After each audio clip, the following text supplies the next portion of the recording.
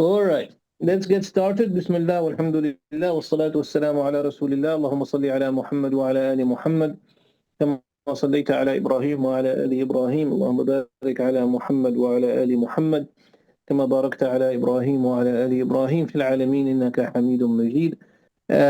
Of course, يعني we were talking about yesterday Aisha radiallahu anha and her marriage to Prophet Muhammad sallallahu alaihi wasallam, and we mentioned that normally if we start this relationship the right way, inshallah it goes the right way. Yani we try not to have any previous relationships out of marriage which are not halal in Islam, obviously, and then we marry, and both husband and wife try to please Allah subhanahu wa ta'ala. Speaking of this, something funny happened yesterday.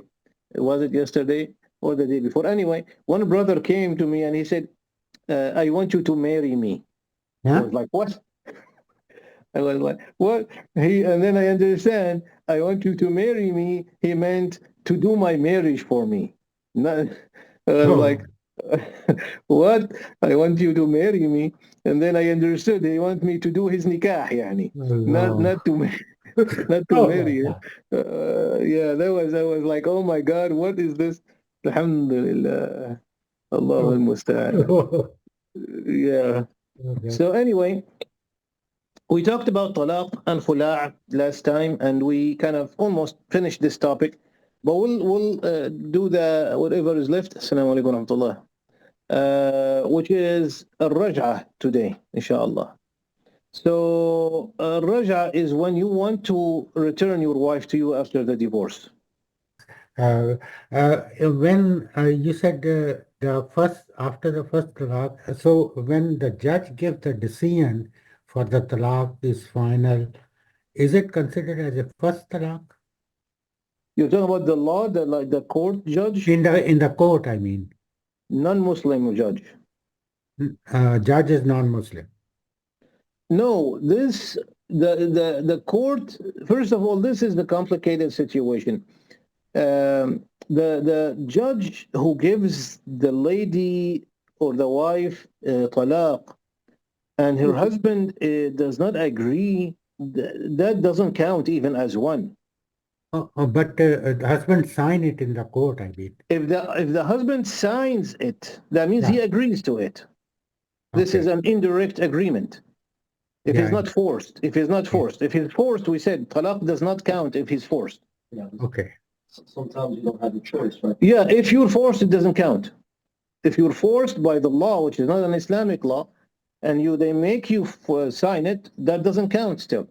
And the wife should fear Allah, because I know today you can hire an attorney and you can do this and that, and your husband will have to divorce. The husband will have to divorce his wife against his will. So this doesn't count in Islam. The moment the husband agrees, that's when the talaq counts, regardless of the judge's decision. And the iddah starts from that time. So let's say the wife wants divorce and the husband agreed. Okay? He said, fine, I divorce you. You're divorced. Now, this moment, she's divorced. And her iddah will start from that moment on, regardless of what the court is doing. Okay. So we want to separate between the Islamic way and the court. And since we're living in a Muslim country, as Muslims, we do follow Islam first. But the court is important too. But you had to say, excuse me, you had to say 3 times? Or just one time is divorce through the court? Agreeing to the court or not? Yeah, if he agrees it, if he signs He it. agrees, that's one divorce. The one not... Then the husband they can go back. It means he can go back if he wants, but the problem now, he has to marry her again using the law, through the law. So that's going to complicate things. Okay. So basically, we are trying to mix two things that are separate. I know. When the husband divorces his wife, it's just the word, nothing written. Oh, that's the divorce clear. counts. I mean, that's clear. I mean, if the husband divorce, I mean, not he says. Yeah. So the court doesn't matter really. The court doesn't matter because sometimes it takes 6 months in the court or even longer than that. to reach a decision. But if the husband already divorced his wife, the iddah has already started, because sometimes she wants to marry somebody else. So she doesn't have to wait. Well, she has to wait because of the court, because of the law. Is there Iddah for Kula? Yeah. There is iddah for khula, of course, which is 1 month. Yeah. The normal iddah is 3 months, khula is 1 month. Okay? Now, raj'a, if the husband wants to bring back his wife, he changed his mind after divorcing her. This is good, allowed in Islam, but it does have conditions. Number one, of course, the hikmah, the wisdom is we're giving the husband and the wife the chance to change their mind, especially when, by the way, after the first divorce, they stay together. She should not leave the house and live on her own. The first divorce or the second divorce.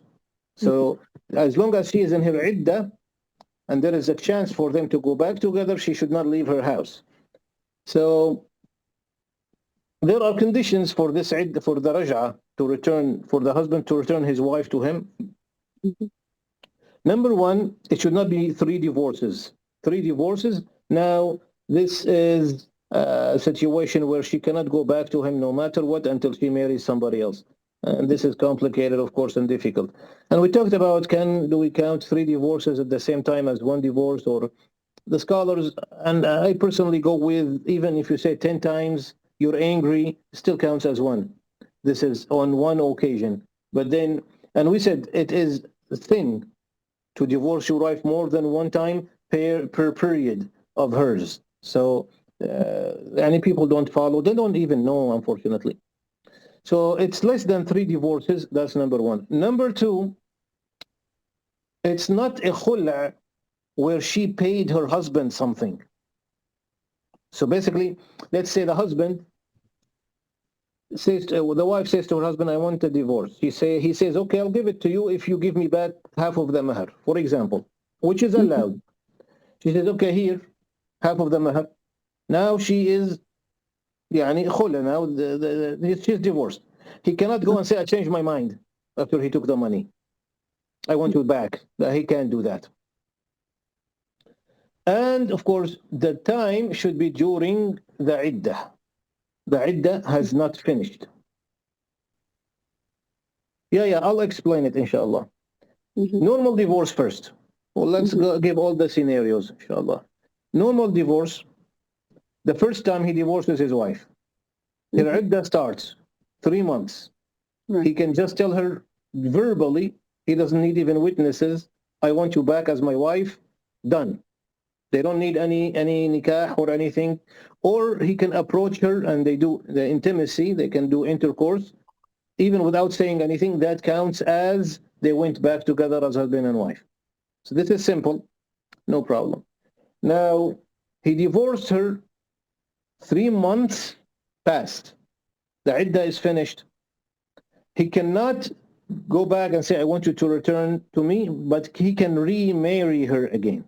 He will need a new nikah with new contract, everything brand new, basically. And the first divorce still counts. So this is the second scenario. The third one, she asked for a divorce, which is the khula, right? Initiated by the wife. And he asked for something in return, and she gave it to him. Right? Now there is 1 month of iddah. Still, he cannot return her to him without a new contract, even during the month of iddah. The only difference that she cannot marry somebody else during that month. Makes sense? So the khul', he needs a new contract, even during the iddah. Normal divorce does not need a contract during the iddah. If he divorces her 3 times, then she has to marry somebody else, and then he will marry her after she divorces that somebody else.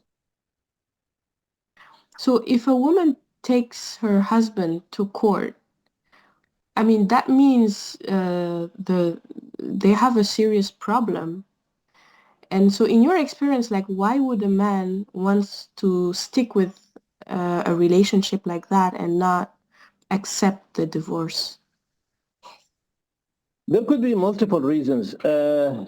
Number one, in the United States, the law is unfortunately unfair. It's unfair. Sometimes the wife takes way more than she deserves, Islamically speaking, and sometimes she takes less. In terms I'm of just what? saying. I'm just saying it's unfair. Money? Money or what? Money and custody and many things. I have never seen a case where the wife takes it. It happened to somebody I know. It depends on your attorney. If you have a good attorney, he can do that, unfortunately. Yeah, unfortunately, most of the times the wife. Most of the time in the United States, the wife takes more than she deserves Islamically. But not only money, even the custody of the children, which can be another issue here. Sometimes the husband doesn't want to give a divorce because he wants his kids. So, and it's very complicated. And But sometimes Islamically, the woman, the mother gets tends to get the custody more, no, right? that is dependent on the age of the child. And we'll Okay. talk about that in a little bit, inshallah. We'll talk about the custody in a little bit. But it depends on the age of the child, who takes the custody of the child. So this is one issue, and that's why, see, when we do not follow the Islamic law, how it backfires. It is forcing husband and wife who do not like each other, possibly, to stay with each other because the law doesn't. But And you isn't that can, more harmful? Isn't that more harmful? it depends on the situation. You can't really judge. That's why we always say it's always good when husband and wife get married Islamically to have a document which is, of course, signed by a lawyer or prepared by a lawyer that says in case of a divorce, we'll follow the Islamic law, not the law of land. And I know a person who did this. He went through 2 divorces and he's rich. And every time he loses so much money with every divorce. So I did his 3rd nikah. I think he's going to divorce again. Subhanallah. May Allah help him, yani.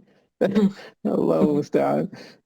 But he showed me the paper. He made his wife, the 3rd one, sign it, that in case of a divorce, you get your right according to the Islamic law, not the civil law, which is not Islamically correct. So Is he a anticipating problem. another divorce? I mean, but we should not really feel bad about it because, again, we want Islam to be the rule. Allah subhanahu wa ta'ala is the most just. Unfortunately, I think it's better than staying together. Like you said, it's more harmful staying together and they both hate each other just because the law and not to mention in the court, your attorney plays a big role. He can flip things upside down. Yani I saw a case in my, I was there sitting in the court when the attorney did something, he destroyed a family. So that's what happens in the court. So if we can avoid this by following the Islamic law, that will be much better. All right. Okay. So what are the rulings of the raja if you want to return, if the husband wants to return his wife? Number one, as long as the wife is in her iddah, by the way, she is the responsibility of her husband, just like when she was his wife, meaning food, clothes, place to stay, everything is the same. As long as the lady, the wife, is in her iddah, that's her right Islamically. And we're talking about before the 3 divorces, 1 or 2, talaq raj'i we call it, he can return her. So she is still his wife, and she has the right to be taken care of just like she is when she was his wife. Once the 3 months are done, we call that baynuna suga, which means they cannot go back together without a new contract. And the divorce counts, the divorce he gave her. If he divorces her 3 times, then of course now she has to marry somebody else. Here we have a topic called al-ila. she's mentioned in the Quran, الذين للذين يؤلون من نسائهم تربصوا 4 أشهر. إِلَى, when the husband gets mad and he says to his wife, by Allah, I'm not saying this, by the way, I'm just telling you what the husband is saying. Don't use it against me. When the husband says to his wife, by Allah, I will not have intercourse with you. So this is called ila. Ila. Ila means I will not, do the intercourse with you forever. As, I don't know, punishment or something like that. Now, of course, in this situation, mostly the husband might have a second wife or something like that because he needs it as well. So that is possible. Now, Islamically, ila is allowed in less than 4 months. After than 4 months, then it becomes the same. You can't do that. And this is in the Quran, تَرَبُّصُ 4 أشهر, 4 months. So the husband swears by Allah to his wife, I am not going to touch you anymore, I'm not going to get intimate with you anymore. And the 4 months, if they pass and he's still sticking to his after he doesn't agree with the return, does she have to? Okay, that's a good question before we go to the ila. If he wants to return his wife during the iddah, she cannot say no. Because that's a divorce, not a khul'. So she has no saying in the matter. A husband divorces his wife. Remember, he divorced her. She didn't ask for a divorce. So maybe she wants to return. And then he tells her, I want you back. She cannot say no. Because we said she is still his wife. Technically, she is still his wife. So she cannot say, no, I don't want to go back to you. In case it was a khul', then she can say no.